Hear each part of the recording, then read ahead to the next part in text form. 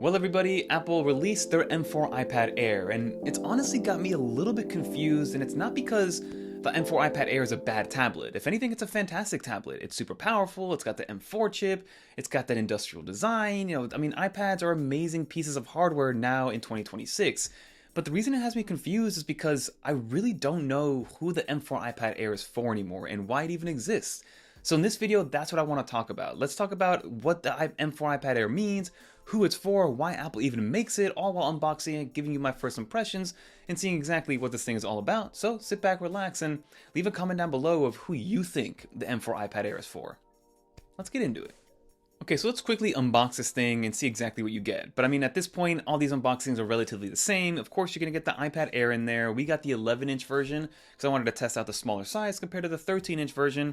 You get a USB-C to USB-C cable, high quality, made out of nice material. And then lastly, you do get a 20-watt power adapter, which is nice. Apple could probably omit this now at this point, but they still haven't, meaning that the iPhone is still the only one without a power brick in the box. But outside of that, it still is going to be your traditional iPad. It looks exactly the same as last year, except it comes in 4 different colors. It comes in blue, purple, starlight, and space gray for the M4 iPad Air. And then from a spec standpoint, again, you're getting pretty much the same thing as we got last year or with the last iteration of the M3 iPad Air. You got the liquid retina display, it's fully laminated, it supports a P3 wide color gamut, true tone. You get 500 nits of brightness on the smaller 11-inch versus 600 nits of brightness on the larger 13-inch.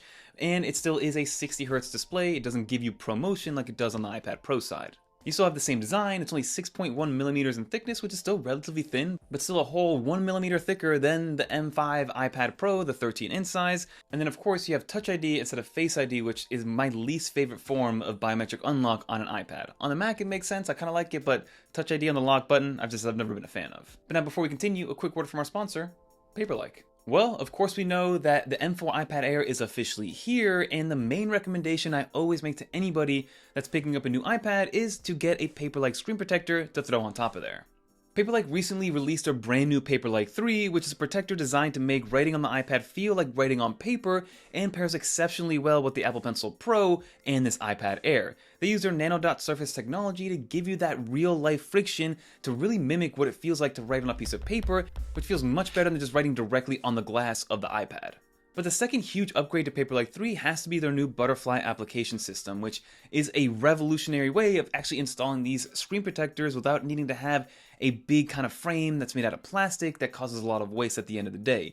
It also includes a brand new helper tool, which helps you align everything, and that's only the size of a credit card.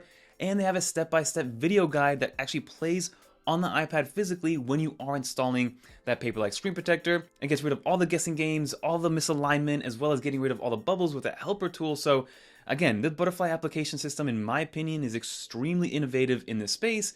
In the packaging, you get everything you need and then some. You actually get 2 screen protectors in the box just in case you do mess up the first one, which is highly unlikely, but they do bring a second one. Maybe you want to share it with a loved one or maybe a significant other. And you also get everything that I mentioned. You get the helper tool, you get the QR code to get you through that help guided access as well, and it makes it extremely easy to set up and get ready to go. So if you just picked up a brand new M4 iPad Air or any other iPad for that matter, I highly recommend checking out Paperlike. It'll be the first link in the description below. Big shout out to Paperlike again for partnering up with 9to5Mac on this video. Now let's get back to the M4 iPad Air. But of course, the big upgrade here is going to be the chip, right? It's going to go from the M3 to the M4, and that M4 chip is extremely powerful in its own right. I still use my M4 iPad Pro as my main iPad and as my main computer in certain situations, and it's extremely powerful. So now putting that in the iPad Air is a great thing to see, and it isn't throttled down by any means, but one thing to note here is that we are getting 12 gigs of RAM instead of 8 gigs of RAM on the last one, but we actually can't upgrade it any further than that. Versus the iPad Pro, you are able to upgrade it with certain spec upgrades from 8 gigs to 12 gigs to 16 gigs of RAM on those iPad Pros. But you get the 8-core CPU, the 9-core GPU, hardware ray tracing, the 16-core neural engine, faster memory bandwidth now at 120 gigs per second, and then you do get ProRes that supports the 8K decode, AV1 support, so again, this is absurd power for something that's only $599. But then again, the hardware remains kind of lackluster, right? We're still dealing with the same slow USB-C port. It doesn't have ProMotion. We did get Wi-Fi 7 and Bluetooth 6 as well as Thread upgrades this time around instead of Wi-Fi 6E and Bluetooth 5.3. So at least internally, you're future-proofing yourself a little bit, but it's not going to really add a ton of functional difference for most people. And then you're also getting the Apple C1X modem and 5G in there, so it should be a little bit more efficient, give you faster data connectivity overall compared to what we had in the past. And of course, pair that with the Wi-Fi 7, it should be faster at the end of the day, at least theoretically and on paper. But again, unless you're dealing with like the top 10 or 5% of these weird workflows where you're really pushing the M3 chip on the iPad Air where now it couldn't handle what you were doing and now you need the M4 chip in that iPad Air, it's really not going to be worth it to pretty much anybody, especially now that the way that the iPad lineup and the MacBook lineup are shaping up to be, because that to me is a real problem here. Like, why does this M4 iPad Air exist when you have the M5 iPad Pro on the other side of it, which is going to be kind of that more intensive use cases for an iPad where you can really harness that M5 or even the M4 power if you get an older one, or if you're somebody that just wants a content consumption iPad that you can use Sidecar with from time to time, then get the A16 iPad. Because again, now the iPad lineup looks like this. You have the entry-level iPad, which is the A16 iPad at $329, I think, or $349, even as low as $299 on Amazon. Then you have the more portable iPad, which is just the iPad that's purely an iPad, which is going to be the iPad mini, the A17 version, which is due for a refresh relatively soon.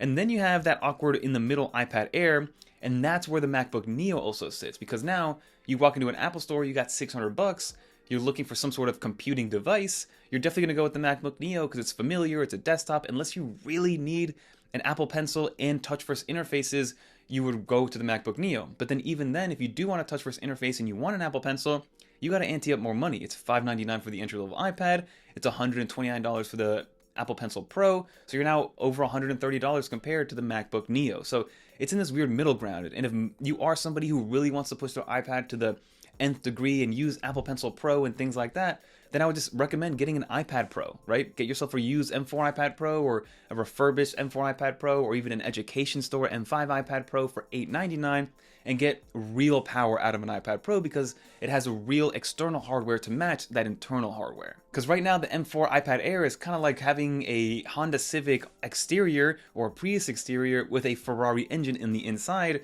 versus the iPad Pro is a Ferrari both inside and outside, at least in the tablet world.